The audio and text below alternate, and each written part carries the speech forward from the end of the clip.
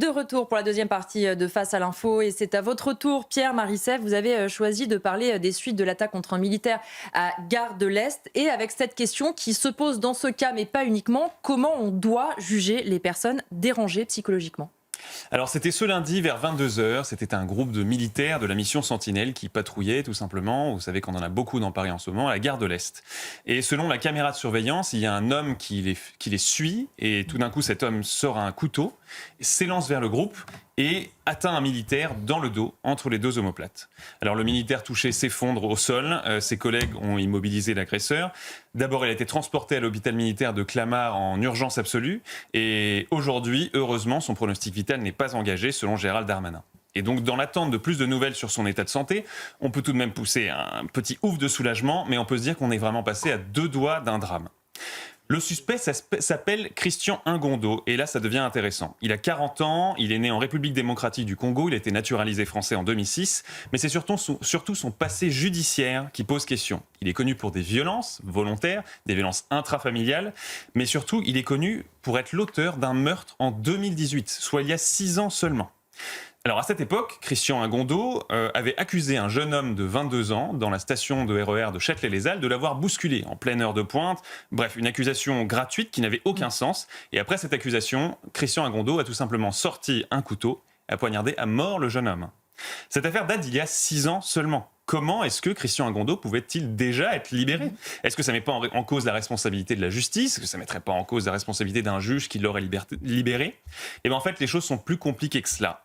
Parce que la liberté dont jouissait Christian Ingondo il y a quelques jours est effectivement une aberration, et elle a été rendue possible parce que, lors de ce meurtre en 2018, Christian Ingondo a été reconnu schizophrène, et donc irresponsable pénalement, et un vieil adage juridique veut qu'en France, on ne juge pas les fous.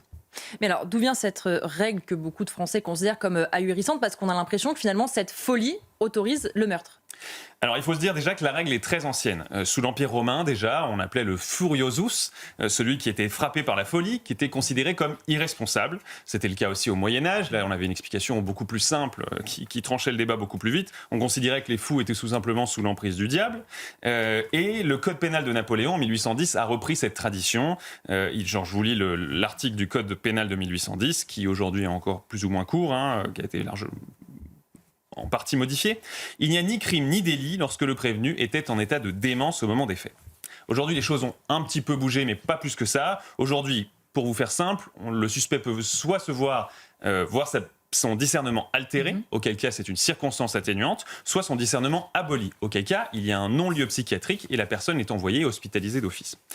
Pour être honnête, le fond de cette règle est assez logique, ça n'est pas délirant. Le droit occidental repose depuis des millénaires sur le libre arbitre, et donc quand une personne n'a pas son libre arbitre, un contrat quelconque qu'elle pourrait avoir conclu est réputé n'avoir pas été conclu, et un acte criminel qu'elle pourrait avoir posé n'est pas réputé, en tout cas elle n'est pas réputée responsable de l'avoir posé.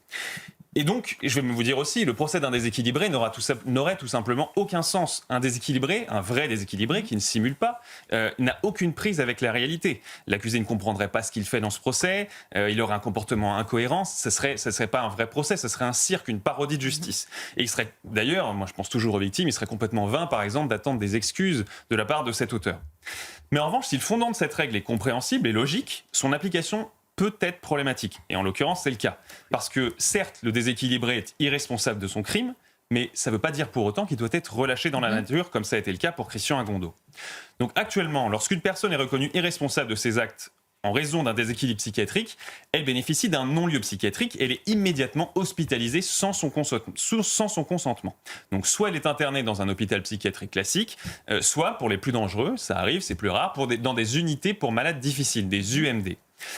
Et là, la personne donc ne va pas en prison, ça change beaucoup de choses, elle va dans un établissement qui est considéré comme un établissement de soins. Alors, je vous rassure tout de même, ce n'est pas la prison, mais on peut parfois penser, typiquement en UMD, que la vie est beaucoup plus difficile en UMD qu'en prison. J'en discutais avec un psychiatre qui me disait que les rares simulateurs qui viennent en UMD nous supplient de rentrer en prison en moins de 48 heures. Ils n'ont pas accès à la drogue, ils n'ont pas accès au téléphone, parce qu'en prison, c'est relativement courant. Oui, c'est assez facile. Voilà, et leurs chambres sont fermées dans les UMD, ils n'ont pas de téléphone, enfin bref, donc la vie est beaucoup plus difficile. Mais alors, même si la prise en charge est cadrée, on l'entend dans ce que vous dites, comment ça se fait que l'homme ait pu être libre ce lundi ?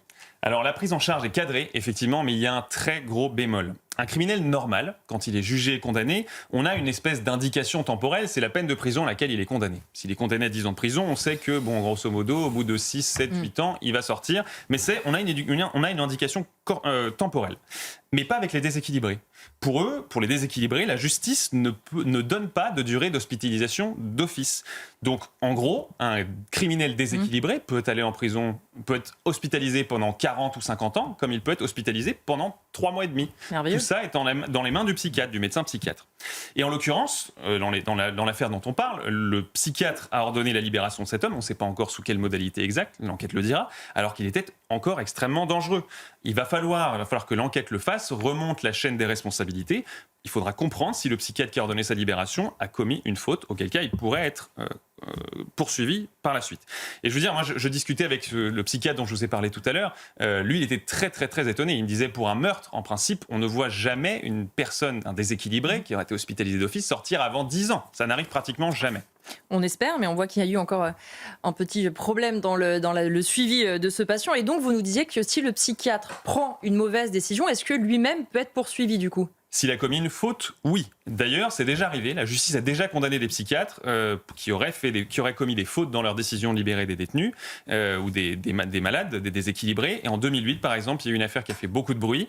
Un psychiatre, c'était à Grenoble, un psychiatre avait autorisé un de ses patients à sortir dans le parc de l'hôpital, lui avait donné une permission. Seulement, ce parc n'étant pas clôturé, le patient s'était enfui. Il a pris l'autobus pour aller dans le centre-ville de Grenoble.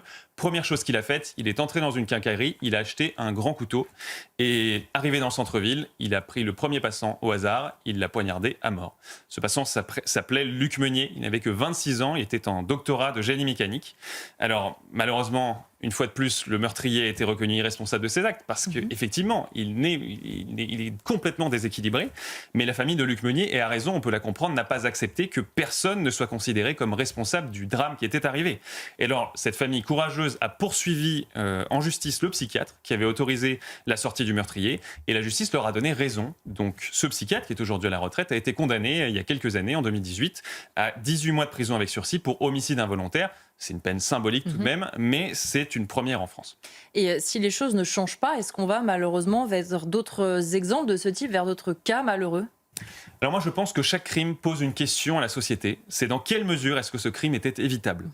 Il est de la responsabilité des politiques et des relais d'opinion, dont humblement nous sommes aujourd'hui, d'amener le débat public à comprendre la cause de ce crime et à prendre les mesures ensuite pour l'éviter. Parce que si ce travail n'est pas fait, ce crime est voué à se reproduire. Et ça veut dire d'autres victimes, ça veut dire d'autres souffrances. En l'occurrence, dans l'affaire de la gare de l'Est, je ne peux pas vous donner de réponse tout de suite parce que c'est encore très récent. On n'a pas les éléments publics. L'enquête va prendre son cours. Il faut attendre qu'elle établisse ou non la responsabilité du médecin et la faute éventuelle du médecin. Mais avant même les résultats de cette enquête, je pense que cette affaire doit déjà avoir un effet sur nous. C'est, à mon avis, la matrice idéologique de l'ensemble du monde judiciaire qui doit se remettre sérieusement en question. La priorité absolue, à mon sens, ne doit pas être la réinsertion ou la réhabilitation des coupables. La priorité absolue doit être la justice rendue aux victimes et la protection du public. Un homme qui a commis un crime ou un délit, par le fait simplement qu'il ait commis un crime ou un délit, perd notre préjugé favorable. Et beaucoup, évidemment, peuvent se réinsérer. Moi, je ne dis absolument pas qu'il faut enfoncer gratuitement des personnes qui auraient été condamnées et qui pourraient se réhabiliter. Mais la priorité doit toujours être la potentielle victime innocente à la réinsertion des criminels et des délinquants. Moi, ce que je demande, c'est pas déraisonnable, non seulement parce que je pense que l'écrasante majorité des Français est d'accord avec moi, mais aussi parce que ça existe dans d'autres pays. Par exemple, en Belgique, chez nos voisins juste au nord, ou au Canada. D'ailleurs, dans le monde anglo-saxon, au Canada, si je prends cet exemple-là, la prise en charge des déséquilibrés ne se fait pas dans l'optique exclusive des soins, comme c'est le cas en France, mais en gardant en vue la protection du public. C'est d'ailleurs très révélateur. En France, à partir du moment où une personne est hospitalisée d'office, elle relève du ministère de la Santé. Au Canada, elle relève du ministère de la Justice. Ça change beaucoup de choses. Quand j'étais étudiant en faculté de droit, j'entendais une phrase très à la mode, qui était une phrase de Voltaire, qui était François-Marie Arouet, de son vrai nom, qui disait « Il vaut mieux 10 coupables en liberté qu'un seul innocent en prison ». Moi, je dis « Pourquoi pas ?» Mais je lui réponds « Je préfère 10 coupables en prison qu'une seule victime innocente au cimetière ».